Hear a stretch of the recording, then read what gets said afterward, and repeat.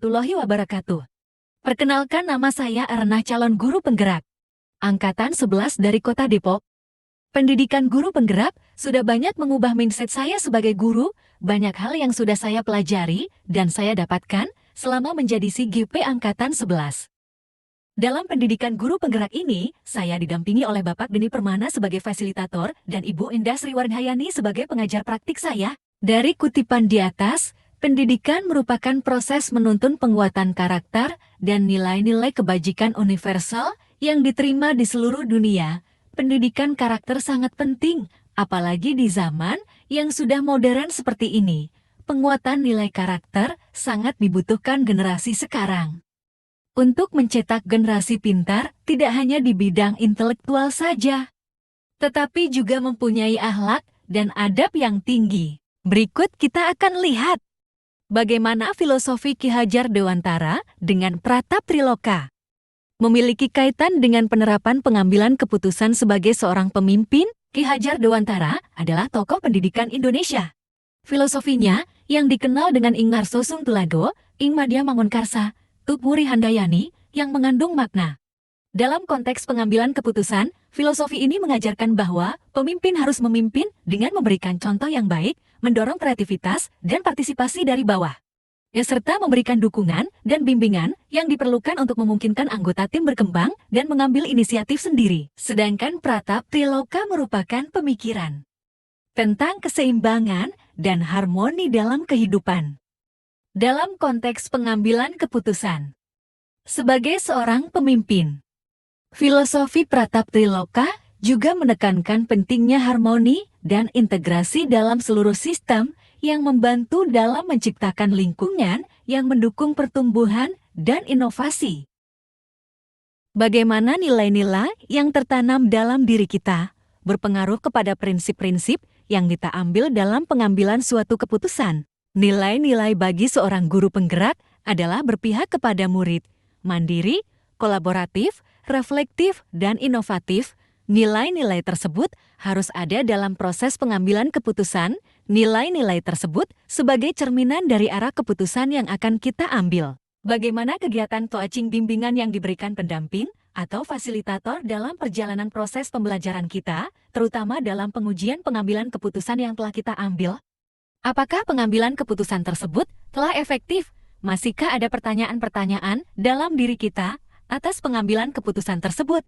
Hal-hal ini tentunya bisa dibantu oleh sesi coaching yang telah dibahas pada sebelumnya. Dalam materi pengambilan keputusan yang dipelajari memiliki hubungan erat dengan kegiatan coaching bimbingan pada modul sebelumnya.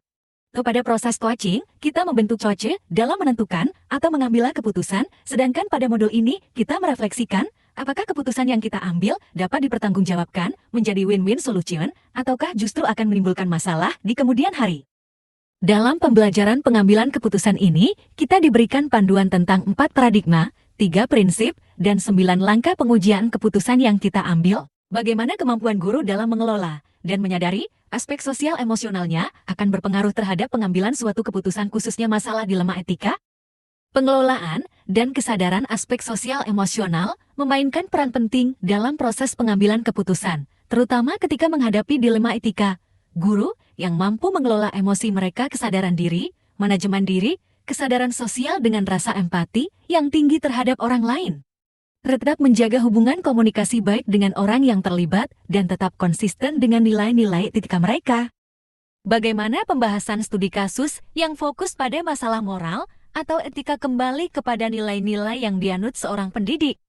Pembahasan studi kasus yang fokus pada dilema etika dan bujukan moral sangat bergantung pada nilai-nilai yang dianut pendidik, sehingga pendidik atau guru harus memiliki nilai-nilai kebajikan universal seperti kebenaran, keadilan, kejujuran, integritas, tanggung jawab, empati, kemanusiaan. Dengan merujuk pada nilai-nilai kebajikan universal dan profesional, pendidik dapat memastikan bahwa keputusan yang diambil tidak hanya adil dan etis, tetapi juga konsisten dengan prinsip-prinsip yang mereka anggap penting. Pendekatan berbasis nilai ini membantu dalam membuat keputusan yang lebih informatif, reflektif, dan bertanggung jawab, sambil memastikan bahwa keputusan tersebut mendukung kesejahteraan semua pihak yang terlibat. Bagaimana pengambilan keputusan yang tepat? Tentunya berdampak pada terciptanya lingkungan yang positif, kondusif, aman, dan nyaman. Dengan memastikan keadilan, membangun kepercayaan, meningkatkan kesejahteraan, dan mendukung partisipasi serta keterlibatan. Keputusan yang bijaksana dan etis dapat secara signifikan mempengaruhi kualitas dan atmosfer lingkungan, baik di tempat kerja, sekolah, maupun dalam komunitas.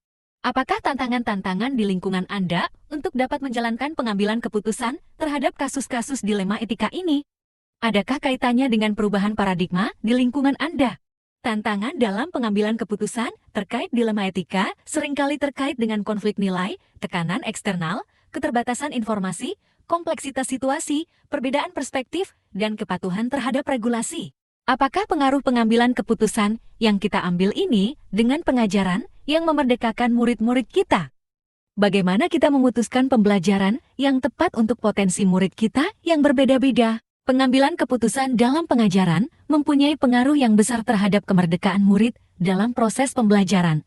Seorang guru atau pendidik harus memahami kebutuhan dan potensi murid, menetapkan tujuan pembelajaran yang relevan, menerapkan pembelajaran berdiferensiasi dengan pendekatan sosial emosional, memilih metode pengajaran yang tepat untuk berbagai potensi murid, dapat menciptakan lingkungan yang inklusif dan mendukung pembelajaran.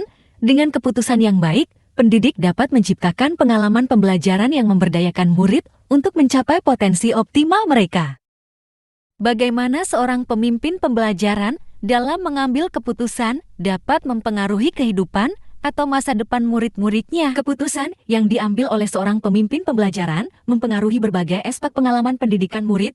Keputusan yang bijaksana dan berorientasi pada kebutuhan murid dapat menciptakan lingkungan belajar yang mendukung, adil, dan berkualitas tinggi, yang pada gilirannya mempersiapkan murid untuk masa depan yang sukses, cemerlang, dan bahagia. Apakah kesimpulan akhir yang dapat Anda tarik dari pembelajaran modul materi ini dan keterkaitannya dengan modul-modul sebelumnya? Secara keseluruhan, modul 3,1 ini menggarisbawahi hubungan erat antara pengambilan keputusan berbasis nilai-nilai kebajikan sebagai pemimpin. Keterkaitan antara modul-modul ini menunjukkan bahwa keputusan yang bijaksana dan berbasis nilai-nilai kebajikan universal mempengaruhi kualitas pembelajaran dan hasil pendidikan murid secara menyeluruh. Integrasi aspek-aspek ini dalam praktik sehari-hari mendukung pembelajaran yang memberdayakan murid dan mempersiapkan mereka untuk masa depan dengan lebih baik.